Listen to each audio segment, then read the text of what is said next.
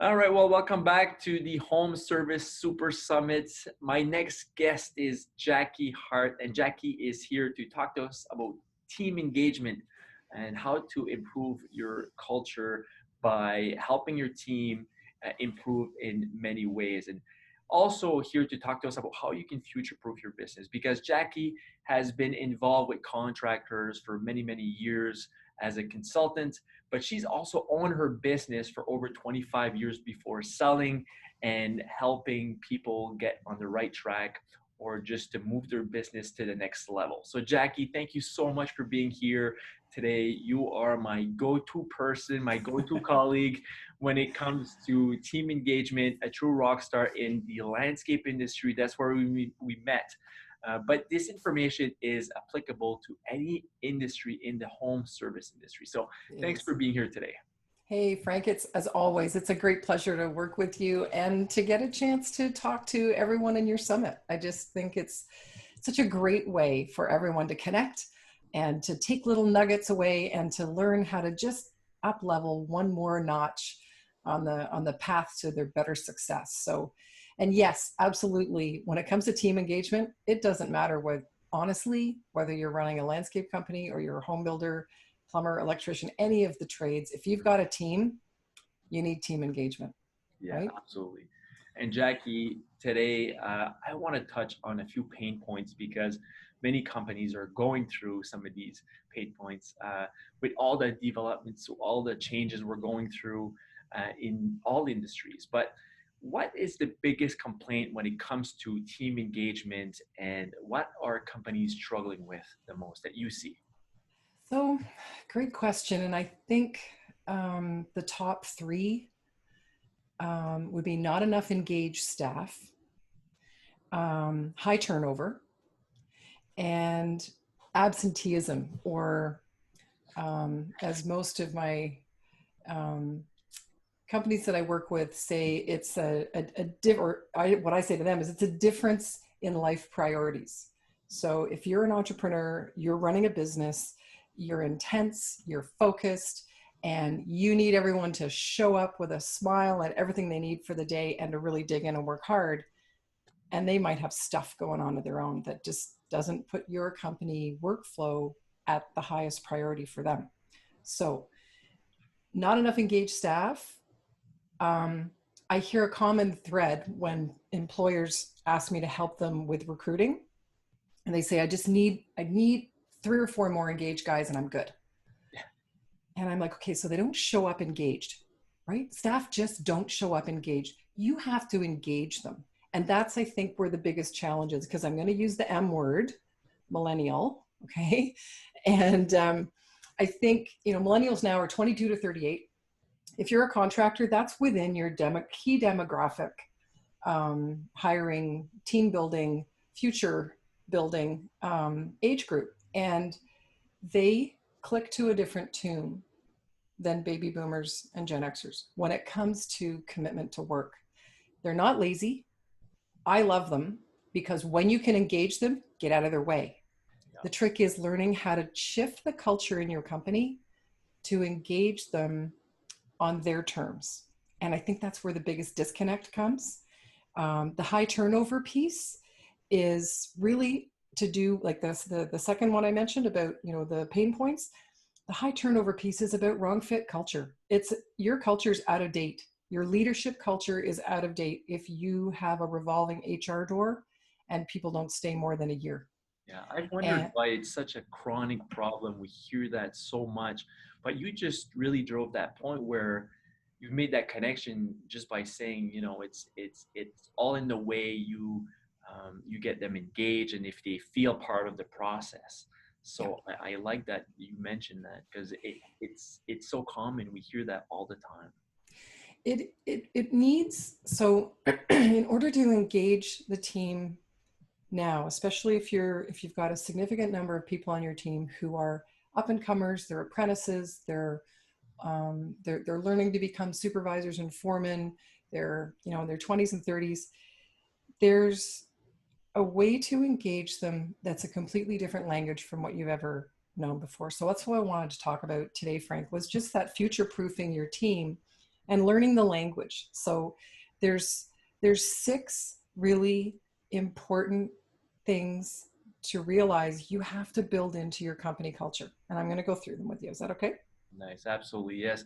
I want to talk about those things we can do to future proof our business. I think everyone listening today is wanting to see, okay, listen, in March, we got these news that business was not going to be the same for probably many years, but it switched on a almost on a dime where everything seemed to be going great with economies, the contracting business, and all of a sudden, Wham. it makes our head spin a little bit because we're thinking, wow, okay, not only do I realize how vulnerable I can be, is I have to take measures to make it so that I feel my business is a bit more future proof and that I'm taking the necessary precautions to make sure I'm ready if ever something like this happens or that I'm in a similar position where I'm more vulnerable. So I like that. Please do share. Go ahead.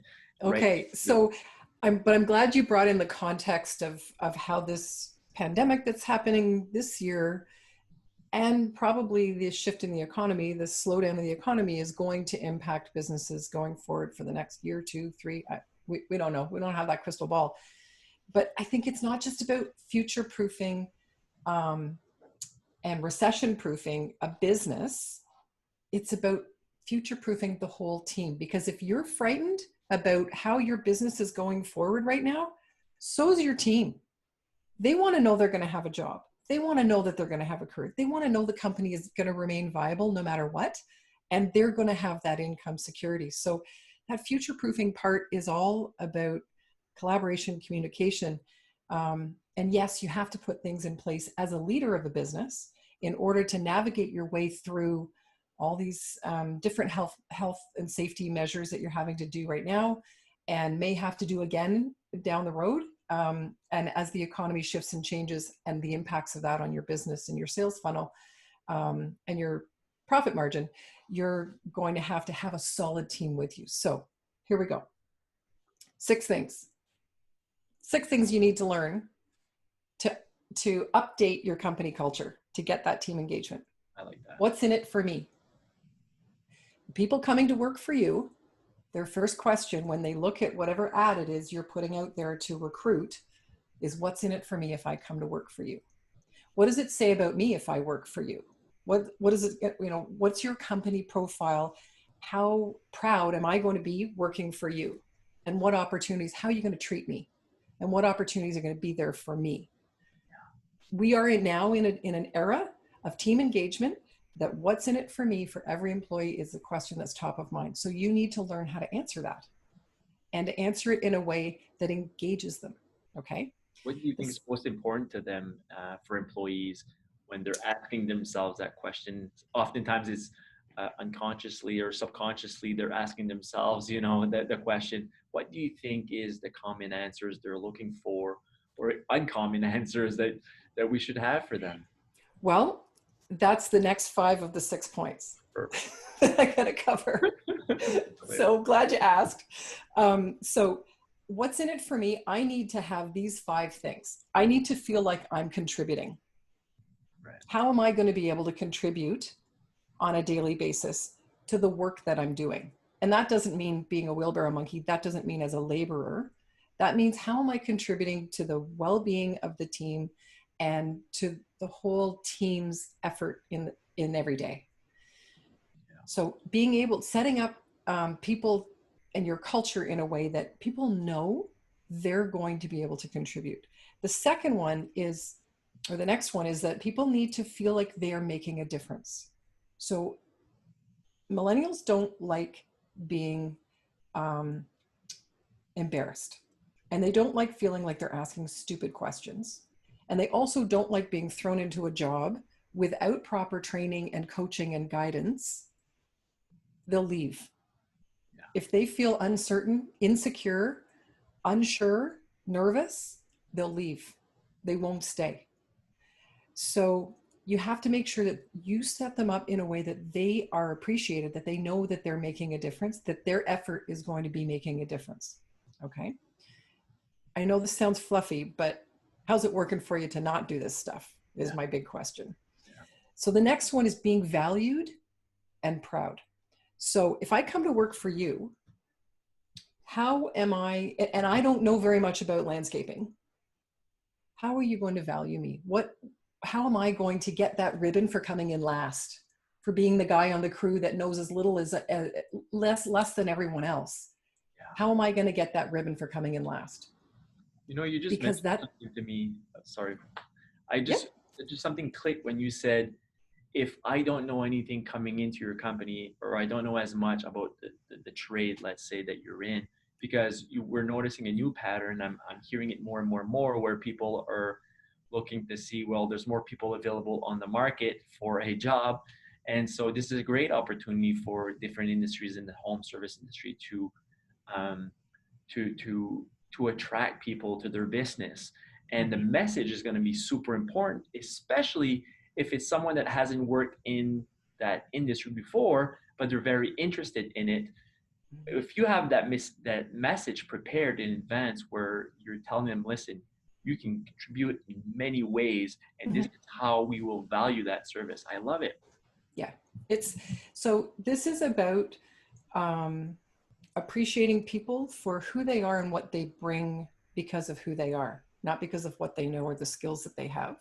There's that layer as well, but Yeah. the basic future-proofing culture is to make sure that people, your employees, understand how they're going to be valued. Everyone needs to be able to leave work at the end of the day and feel proud of what they accomplished.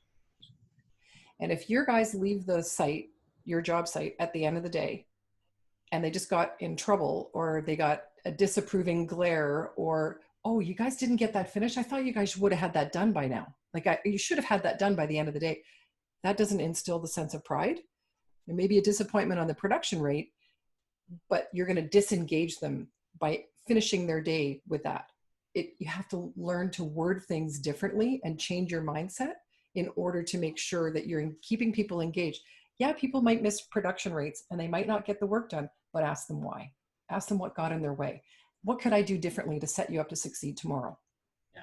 Those are the kinds of questions you need to learn to ask. So the next one is feeling safe and supported. And through this pandemic phase, the feeling safe has been different than ever before.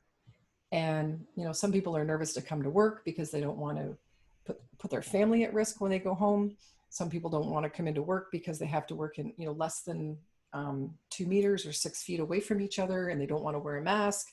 There's all sorts of, different reasons why people have been feeling fearful and looking to you to keep them safe within the context of COVID-19, but also you've got a whole bunch of other health and safety protocols that you have to have in place no matter what type of home service business you're running. So personal safety is really important. So when you're trying to engage new people in your company, that the health and safety training part needs to be a really important part of their onboarding process, to understand that you've got a culture of safety. And then feeling supported. So I need to know, if I'm not sure how to do something you just asked me to do, or I'm not sure if I'm doing it correctly the way your company wants it done because I'm a new employee, who do I go to ask, and how are they going to treat me when I ask them? Yeah. So feeling supported sounds fluffy, I know, and it sounds social worky, but it's not. It's actually making sure that people understand when they come to work for your company, and everyone who's in your company understands that they're not sure about something, or they disagree with, and they've got a different way to do something that's perhaps more efficient, they should feel as though they have the permission to speak up, okay, without being ridiculed or anything. And then the last one is to engage people with hope. If you think yourself about, as a business owner or a business manager, you've probably got your whole week, if not your whole month, planned out for yourself, for everyone on your company. You've got meetings with customers, you've got all kinds of stuff on the go. And every day you hit the ground running, and you're going to hit it out of the park every day. You've brought hope into your day. How does everyone else in your company have an opportunity to come to work hopeful that they're going to get along with everyone, they're going to be treated with respect, there's going to be empathy, they're going to work together well, they're going to be equipped with the right tools to succeed. They're going to be given reasonable production rates that they can accomplish and really, really hit it out of the park, or do some fine craftsmanship and fine workmanship. So engaging people with hope, that's something that's so simple and we've missed it. Like when I was running my company, my landscape company, I had 25, at one point I had 25 staff, and I never set them up to feel hopeful at the beginning of the day. I was just intense, and it's like, okay, you're here, good. Okay, we got to unload that truck, you guys load that trailer, you guys load that, and we got to be out of the yard by 7:30. And it was just go, go, go, go, go. That doesn't work anymore. It's not that you can't work at that pace. It's that you have to set it up differently and make sure everyone understands that their effort is appreciated and that they're valued, and that you're working together as a collaborative team, that everyone is contributing to the process. Does that make sense? Oh, I can so relate to that. Yeah, even just picturing or visualizing what you just said about, talking to the team in the morning and providing hope instead of just orders or specific tasks or telling them what to do next and all these things. It's, having owned my own business, I felt the same way. In the morning, it was time to just tell people what to do and send them in the right direction, sending them off. And I have this friend who owns a company with over 80 employees, and I just admired just the way he goes about doing these things. And as you're mentioning all these examples of how we can future-proof our team engagement, I've just noticed how some people have it. It's just natural, and they grow their business. But I would have to say that probably for most, it doesn't come natural to influence people in such a way that they're attracted to want to work for your company. I mean, they usually want to work because they need a paycheck and maybe they're interested in the industry. But it's truly a skill, I think, that we need to practice to attract people to want to be part of our team. Yep. And I think that's what you're talking about today. Now, my friend obviously built his business to over 80 employees, and he's very capable. He's got the skills that came naturally to him. That's probably why he grew so fast. Now, do you have any advice for smaller companies, like maybe 4 or 5 employees? And what about that advice for larger companies? Is there anything you can share with us that would help them see how different or the same they are in terms of team engagement? Yes, and I put together a resource for people to download after this. And I've got 7 questions. And the 7 questions, it doesn't matter how big your company is. It doesn't matter how many employees you have. And maybe the bigger the company, it's a good idea to give the employees the questions and ask them to give you the feedback on their own. But you can ask them face to face. I'm going to give you an example of 1 or 2 of the questions. So here's one of them. So out of the 7 questions, how often do I ask others what they need to succeed?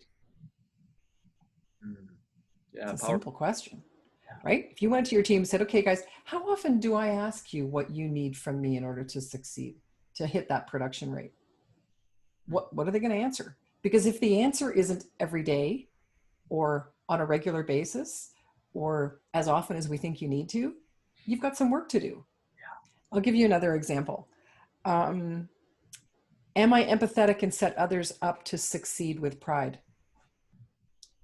So if I've got a job for someone to do that's tough on the back, let's say there's a lot of heavy lifting or there's a lot of work to do that's, bent over, and I notice them really kind of limping on their way into work in the morning, or, getting out of their car and go, oh man, as soon as they get to the yard in the morning, am I going to set them up to succeed with pride and hitting a production rate if I'm getting them to do that same task again that they did the day before and their back's really sore?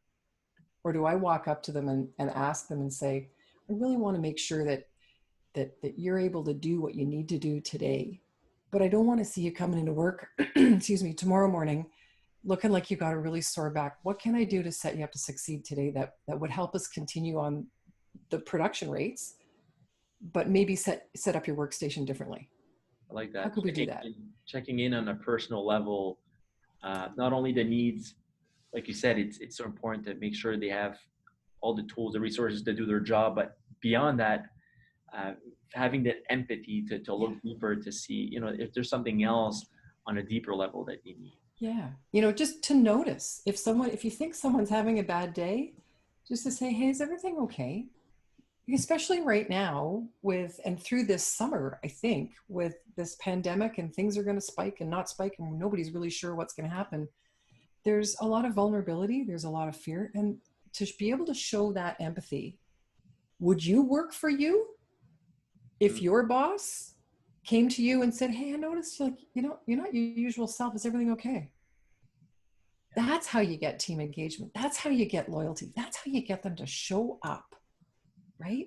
Is to just show that you care. And when you can create that culture that it's okay for someone to say, you know what, I really need a day off. Like I'm falling so far behind at home and I've got to get some more masks or I got to do this or that. Take tomorrow off. Mm-hmm. Or why don't you leave at noon today? Is it in the big picture in a month? Would you rather have someone just not show up and not when you really need them, or quit because they feel like they're overwhelmed at home? Or would you rather give them a day off every now and then and build it into your schedule? Expect that they're going to need a little bit of downtime. This is a stressful time. So it's having that empathy piece is another really important part. And it doesn't matter how big the company is, 3 employees, 300 employees, I don't care. Build a culture of empathy. Yeah, I couldn't agree more. I think what comes to mind when I hear you say that is a quote I've heard where people won't care until they know you care. Right. And so, especially in these times, people have to see that you care every day. People, Yeah. you have to almost be creative or just aware, more aware that people have all kinds of needs and worries outside of work, and they bring it to work, unfortunately. And if you can learn to manage that before it becomes an issue, so asking the right questions, Yeah. taking a look at how you can get people to be more engaged in all these ways you've shared today, it's gold nuggets. I love it. Thank you so much. And again, how can people reach or have access to this resource you're sharing with the 7 questions? Well, just my website, which is Consulting by Hart. Hart is HART, consultingbyhart.com. And there's a resources tab there. Just click on the resources tab and we'll have it there for you to download. Excellent. Excellent. Well, Okay. Jacki, thanks again. You're And welcome. until next time. Okay. See you later. Take care. Thank you. All right, for everyone else listening, stay tuned, stay on. We have other speakers coming up, so stay with us at the Home Service Super Summit.